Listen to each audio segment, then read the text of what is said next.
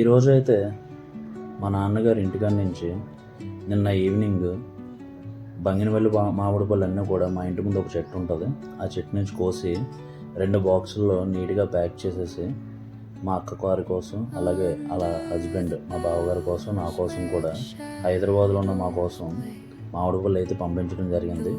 చిన్నప్పటి నుంచి నేను మా ఇంట్లో మా మామిడి చెట్ల నుంచి ఇలానే మా నాన్నగారు కట్ చేసి ఇవన్నీ తీసుకొచ్చిన తర్వాత ఇలాగే న్యాచురల్ పద్ధతిలో కిందన గోనేసి దానిపైన ఇలా దీన్ని వరిగడ్డ అంటారు, కొంతమంది మేము ఒట్టుగడ్డ అట్లా అంటాం. ఇది ఇట్లా వేసుకొని ఇలాగే మేము చేసేవాళ్ళు. ఇలాగ మా నాన్న ముగ్గేసేవాడు అనమాట. కొంతమంది కావు వేయడం అంటారు, కానీ మీరేమంటారు నాకు తెలియదు. మా ఏరియాలో మేమైతే దీన్ని ముగ్గేయడం, కావు వేయడం అలా అంటాం అనమాట. మా నాన్నగారు చిన్నప్పుడు ఎలా అయితే చేశారో నా చిన్నప్పుడు నేను అది చూసి నేను నేర్చుకుని చేస్తున్నాను అనమాట. నేను చేస్తుంటే మా అక్క వీడియో అయితే క్యాప్చర్ చేస్తూ ఉంది.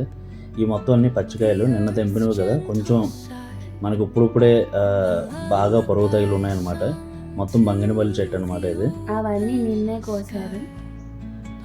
మా అక్క అలాగే చెప్తుంటుంది. నిన్న ఈవినింగ్ మా అక్క ఫోన్ చేసి ఏడుస్తుందని చెప్పి నేనే ఫోన్ చేసి చెప్పాను మా నాన్నకి, నాన్న అక్క మొన్న తీసుకొచ్చిన కాయలు మొత్తం ఒక్కరితో తినేసింది, నాకు కూడా పంపించమని చెప్పాను నేను. ఇవన్నీ చాలా పరుగు తగిలి ఉన్నాయన్నమాట. ఒక 2 days ఉంటే మొత్తం మెల్లగా మొత్తం అన్నీ ముగ్గిపోతాయి. అసలు చాలా ఫ్రెష్గా ఉంటాయి, ఎటువంటి కెమికల్స్ కూడా కొట్టలేదు. పాపం మా నాన్న పంపించడం అందులో ఒక 2 కాయలు ఏదో ఇదైనట్టున్నాయి, ఏదో ఎర్రజీమల పొట్లు పడతాయి కదా అట్లా పట్టినట్టున్నాయి. అందుకని షేడ్ వస్తాయి. అవి మనం పక్కన పెట్టుకోవాలన్నమాట. వాటితో పాటు కలిపి పెట్టుకుంటే ఏమవుతుందంటే మనకి మిగతా కాయలు పక్కనున్న కాయలు కూడా స్పాయిల్ అయిపోతాయి అనమాట. అందుకోసం అని చెప్పి మనం అవి పక్కన పెట్టుకున్నాం. లాస్ట్లో ఏదో ఒక సైడ్కి పెడదాం, అవి ముగ్గుతే లేదో చూద్దాం.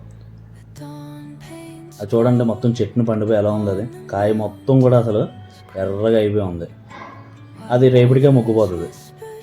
ఇవన్నీ నీట్గా ఒక కాయ మీదను ఇంకో కాయ పెట్టుకోకూడదు ఎప్పుడు కూడా. కాయ పక్కన మనం కాయ పెట్టుకోవాలన్నమాట. ఎందుకంటే ఒక కాయ పైన ఒక కాయ పెట్టడం వల్ల ఎక్కువ హీట్ జనరేట్ అయిపోయి కుళ్ళిపోయే అవకాశం ఉంటుంది అన్నమాట. అందుకని ఎప్పుడు కూడా కాయ పక్కనే కాయ పెట్టుకుంటే నీట్గా అరేంజ్ చేసుకోవాలన్నమాట. ఇవన్నీ పెట్టిన తర్వాత మా అక్క అడుగుతుంది మొత్తం నేనే తింటాను అంటుంది వీడియో తీస్తాను. అవన్నీ నేను మ్యూట్ చేస్తాను. చూసారా పక్కనే పేర్చుకుంటూ ఉంటున్నాను. ఇట్లా పేరుస్తూ మొత్తం పేర్చాను. తర్వాత పైన గడ్డ వేస్తాను. ఇప్పుడు అవన్నీ పేర్చేసి గడ్డ వేయాలి. ఇప్పుడు ఈ మొత్తం ఇవన్నీ పేర్చిన తర్వాత కౌంట్ చేయాలనుకుంటున్నాను. మా అక్కేమో మా నాన్న 60 కాయలు పంపించాడని చెప్పాడు. కౌంట్ చేసిన తర్వాత తెలుస్తుంది ఎన్ని కాయలు ఉన్నాయో. అవి కుళ్ళిపోయినవి ఉన్నాయి కదా, కొంచెం డ్యామేజ్ అయిన కాయలు, అవి కూడా పక్కకు పెట్టేసినాను. ఇప్పుడు మా అక్క చూస్తుంది అనమాట నేను కౌంట్ చేస్తుంటే ఎన్ని కాయలు కౌంట్ అవుతున్నాయి అని. మా నాన్న మొత్తం 60 పంపించానని చెప్పి 61 పంపించాడు మొత్తం. ఎంతైనా సరే తల్లిదండ్రులు పిల్లల కోసం ఎప్పుడైనా సరే అడిగిన దానికంటే ఎక్కువ పంపిస్తూ ఉంటారు కదా. ఏంటి ఒక్క కాయ పంపించినందుకే ఎక్కువ ప్రేమ ఉంటుందా? మరి నేను అడిగితే ఎప్పుడు నాకు పంపించలేదు. మా అక్క అడిగేసరికి ఇంకొక కాయ ఎక్స్ట్రాగా పంపించాడు. ముగ్గుపోని ఉన్నాయి కదా, అవి మీదన పెడుతుంటే మా అక్క ఆ మీదన వద్దు నేను ఫ్రిడ్జ్లో పెట్టుకుని నేను మొత్తం తినేస్తానని చెప్పింది. మళ్ళీ తీసేసాను అందుకని. ఇప్పుడు ఆ మిగిలిన గడ్డ ఉంది కదా, గడ్డ మొత్తం స్ప్రెడ్ చేసుకోవాలి మొత్తం ఓవరాల్గా. కొంచెం గడ్డి తక్కువగా ఉంది, ఎక్కువ ఉంటే ఏంటంటే కంప్లీట్గా మనం క్లోజ్ అయినట్టు మూసుకుంటే బాగుంటుంది. ఇక్కడ గడ్డి లేదు కాబట్టి నేను న్యూస్ పేపర్ లేమని చెప్పాను వాడికి. అట్లీస్ట్ 2 రోజులు ఓపెన్ చేయకుండా ఉంటే త్వరగా మొక్కుతాయి కాబట్టి.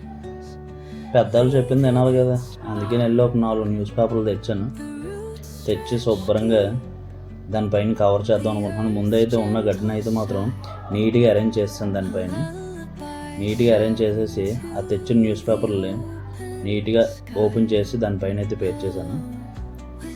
అట్లా పేర్చిన తర్వాత అది అక్కడ కూలర్ అయితే ఉందన్నమాట. కూలర్ వల్ల గాలి రావడం వల్ల న్యూస్ పేపర్స్ ఎగిరిపోతున్నాయి.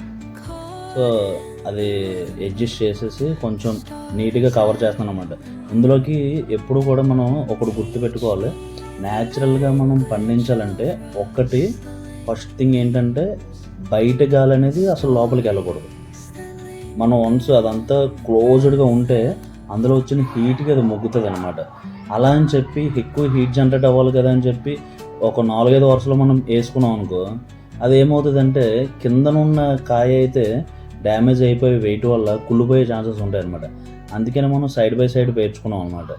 ఇలా పేర్చుకోవడం వల్ల ఏంటంటే మనకి చాలా బాగుంటుంది, కాయ చాలా ఫ్రెష్గా ఉంటుంది, న్యాచురల్గా ఉంటుంది అనమాట. ఈజీగా మనకి పండిపోతుంటుంది అనమాట. మీరు ఎప్పుడైనా సరే ఇలాగే ట్రై చేయండి. ఎవరు భ్రమపడకండి. నేను చిన్నప్పటి నుంచి నేను చూస్తూనే ఉన్నాను. మా ఇంట్లో ఇలానే మాకు ఇది బంగినపల్లి చెట్టు రీసెంట్గా ఒక 4-5 ఇయర్స్ నుంచి వస్తున్నాయి. అంతకుముందు కలవటేరు కాయలు ఉండేవి. దానికి ముందు సూరం రేఖ అని చెప్పి ఒక కాయ ఉండేది. అది సువర్ణ రేఖ, సువర్ణ రేఖ కాదు, సువర్ణ రేఖ. అసలు నీకు నోరే తిరగలేదు, మళ్ళీ మా అక్క నాకు చెప్తుంది. చూసారా, సువర్ణ రేఖ ఏంటి అక్క చెప్పు? సువర్ణ రేఖ. సువర్ణ రేఖ, దాని పేరు సువర్ణ రేఖ.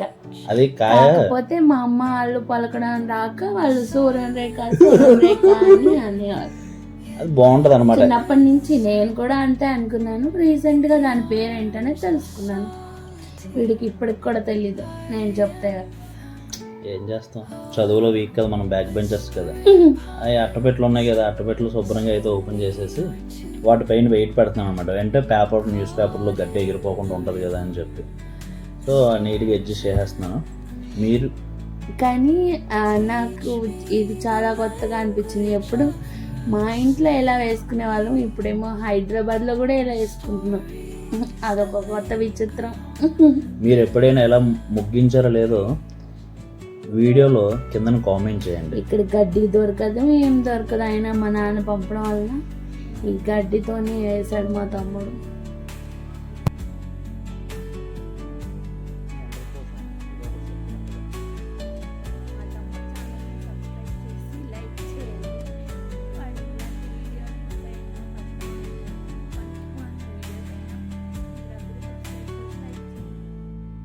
థ్యాంక్ యూ అండి, మీరు నా యొక్క ఛానల్ని ఎంతగానో వీక్షిస్తున్నారు. Once again love you all. ఇలానే నా ఛానల్ ఫాలో అవుతుండండి. Thank you.